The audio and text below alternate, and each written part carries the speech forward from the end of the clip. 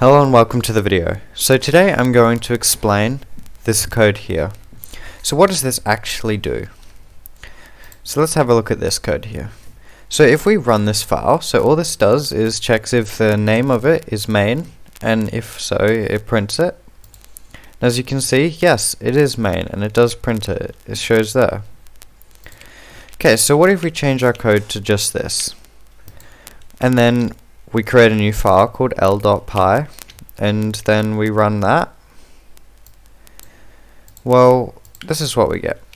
It prints m. So why is that? Why does, when we import it, why does it automatically become m? So the file, previous one with print and then name, that was called m.py. So that module, or that file, was imported by another file, so it automatically becomes the name of the file. It does get rid of the .py because that isn't actually the module name. That's just an extension.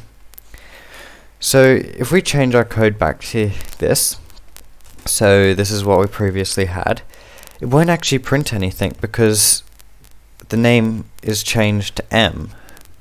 So yeah. So hopefully that's easy to understand, and yeah, if you liked the video, put a like, and hopefully see you in the next video.